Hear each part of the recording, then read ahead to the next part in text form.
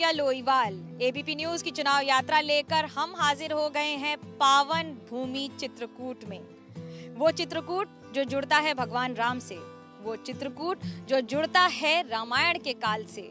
ऐसी मान्यता है कि भगवान राम ने अपने वनवास का सबसे ज्यादा समय यहीं बिताया था। इस चुनावी मौसम में हम वोटरों से जानने की कोशिश करेंगे कि यहाँ के वोटर किसका करेंगे राज तिलक और किसे भेजेंगे सियासी वनवास पर।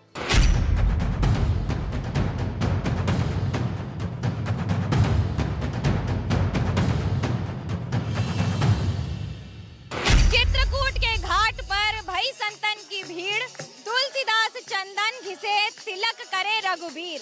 चित्रकूट के उसी घाट पर हम हैं जहां पर तुलसीदास ने इन पंक्तियों की रचना की थी, लेकिन अब यहीं के लोग कुछ पंक्तियों में बदलाव करके सियासत की अलग इतिहास की कहानी लिखने की शुरुआत कर रहे हैं। हमारे साथ हैं वो संत महात्मा जो इस इलाके में सदियों से रहते आ रहे हैं, इस इलाके की पहचान रहे हैं। जीवन दास जी हमारे साथ हैं। इस बार के चुनाव में चित्रकूट की और राम जी की क्या भूमिका रहेगी? इस बार चित्रकूट और भगवान राम की इस चुनाव में बहुत बड़ी महत्वपूर्ण भूमिका है, क्योंकि भगवान राम का मंदिर जो जन जन में कण कण में सभी की आत्माओं में बसा हुआ है, उसकी प्रतिपूर्ति हुई है। वनवास सबसे ज्यादा समय चित्रकूट में बिताया था भगवान राम ने। क्या इस बार चित्रकूट से वनवास होगा या राज तिलक होगा?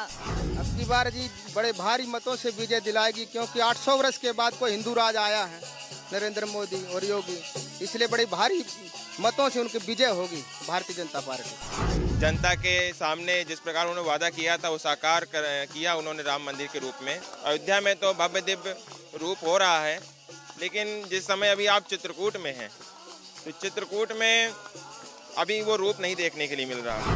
माननीय योगी जी सरकार के दौरान जो कार्य हुए हैं एक बहुत सराहनीय कार्य है।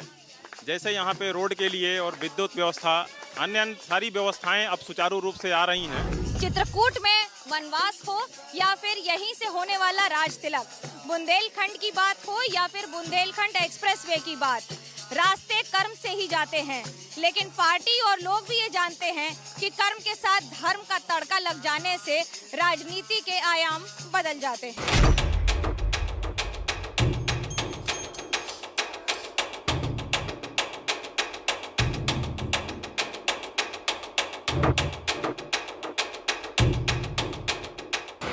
चित्रकूट को हाईवे से जोड़ने का प्रयास तो पूरा है, लेकिन क्या हाईवे से जुड़ने के बाद भी कुछ नजरअंदाज किया गया है या फिर नजरों में लोगों के आया है? लोगों से बात करेंगे खान पान के साथ, स्वाद के साथ। यहाँ अरविंद जलपान गृह पर पूछते हैं समोसे के साथ थोड़ी चटनी डालकर चटकारे वाली कि राजनीति का क्या है हाल।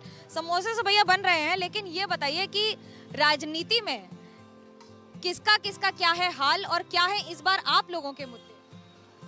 हमारे हाल बढ़िया है क्या, और यहाँ विकास चाहिए, विकास होता नहीं यहाँ। यहाँ नाला है, यहाँ गंदगी कितनी रहती है, ना कम्प्लेक्स है, यहाँ यात्री लोग बाहरी आता परेशान होता है। यही मुद्दा है हमारी। महंगाई या समोसे का दाम बढ़ा है पहले से कि अभी वही है? हाँ बढ़ा है। कितना बढ़ गया? 15 के 2। 15 का 2, पहले कितना रहा? 10 के 2। 10 के 2 का 15 का 2 हो गया है। जनता कितना दे रही है उनसे भी पूछ लेते हैं। बहुत सारे लोग यहाँ पर समोसा खा रहे हैं। ये बताइए, समोसे की जो आकार होता है वो तो ट्रायंगल होता है, लड़ाई भी कुछ ऐसी है कि इस बार राजनीति में, और आपके मुद्दे इस बार क्या होंगे? जी मैम, इसमें क्या है कि ये जो पहले का साइज बड़ा था, अब इस महंगाई की वजह से साइज इसका छोटा हो गया है। अब भाई महंगाई का रिफाइन, ये तेल, ये सब महंगा है, तो अब क्या करे, दुकानदार मजबूरी है उसकी, महंगाई की वजह से छोटा करेगा, महंगा करेगा। पहले तो 10 के 2 मिल जाते थे, अब तो 15 के 2 हैं, और साइज भी छोटा है। मैम मुद्दे आपके क्या होंगे इस बार चुनाव के? मुद्दे चुनाव के इस बार रिफाइंड को लेके महंगाई और क्या नाम से पेट्रोल और डीजल, गैस सिलेंडर इतना महंगा हो गया बहुत ज़्यादा। इस कारणवश सरकार में कोई सुधार नहीं आ पा रहा है। चित्रकूट में बहुत बात कही गई है कि सुधार किया गया है, क्या हुआ है सुधार के नाम? सुधार के नाम पर तो बुंदेलखंड एक्सप्रेस वे हुआ है, डिफेंस कॉरिडोर के लिए ज़मीन चिन्हित की गई है, आज तक उसमें कोई काम नहीं चला और वो ना के बराबर है।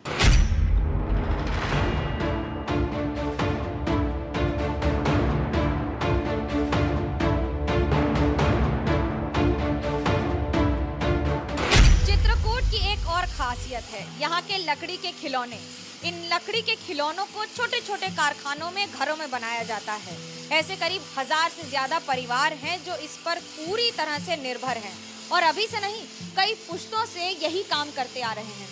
सजावट देखकर आपको लगेगा कि इसमें कितनी मेहनत है, लेकिन सच्चाई ये है कि इसमें इतनी सफाई से काम किया जाता है कि आपको अंदाजा ही नहीं लगेगा कि ये सारा काम हाथों से किया गया है।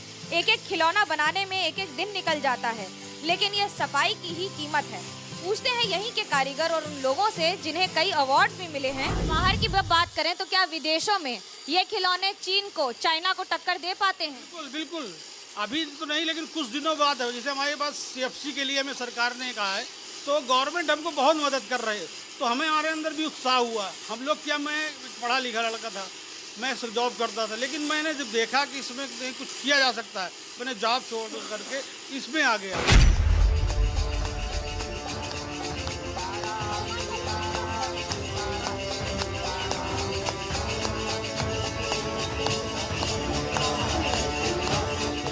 यूं तो उत्तर प्रदेश में गंगा और यमुना तहजीब के नाम पर वोट बैंक की बड़ी राजनीति होती है, लेकिन इसकी शुरुआत यानी कि अधिकतर यात्राओं की शुरुआत मंदाकिनी नदी के तीर चित्रकूट से हो जाती है।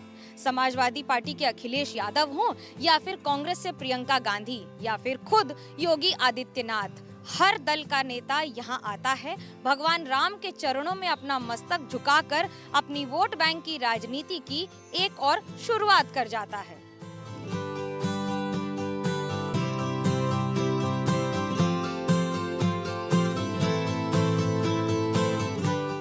रंजना जी, ये बताइए, प्रियंका गांधी ने यहीं से शुरुआत की, ये कहते हुए लड़की हूँ, लड़ सकती हूँ।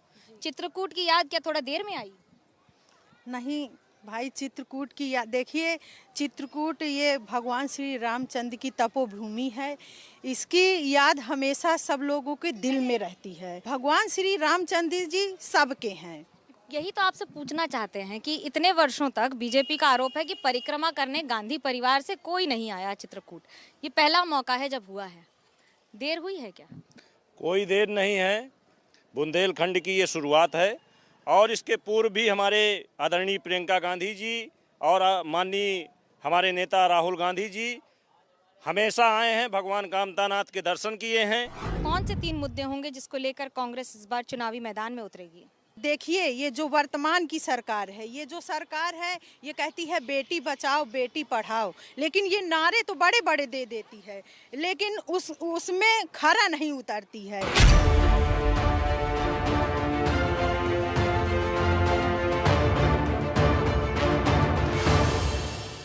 चित्रकूट वो स्थान है जहां पर भगवान रामचंद्र ने धनुष उठाया था और प्रण किया था कि जब तक रावण और असुरों का वध नहीं कर दूंगा तब तक नहीं रुकूंगा।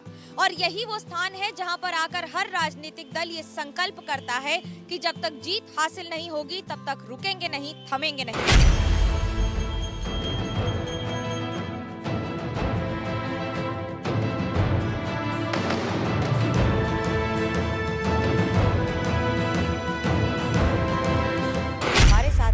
चंद्रिका प्रसाद उपाध्याय न सिर्फ मंत्री हैं बल्कि विधायक भी हैं, इसी इलाके से कई बार जीते हैं। इस बार कितना कॉन्फिडेंस है कि जीत हासिल कर पाएंगे या फिर राम जी ही पार लगाएंगे?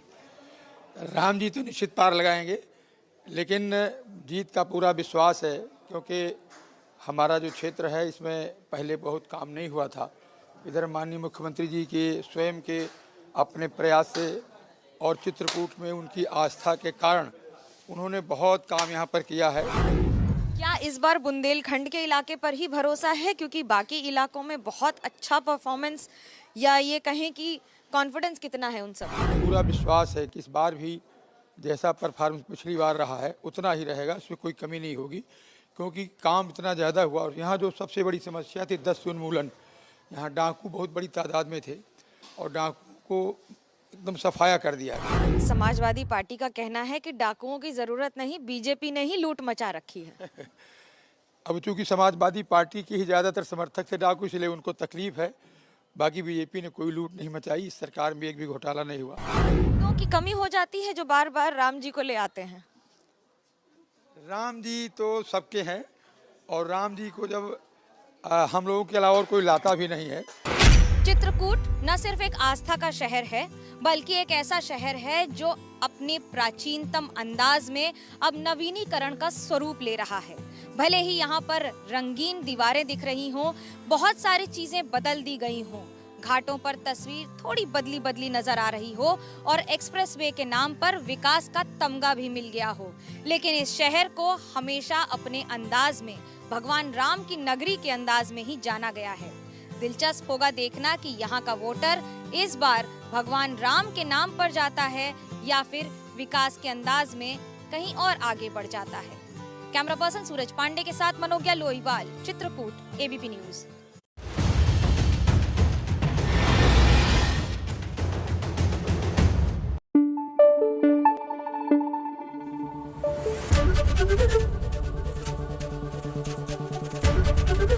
एबीपी न्यूज आपको रखे आगे।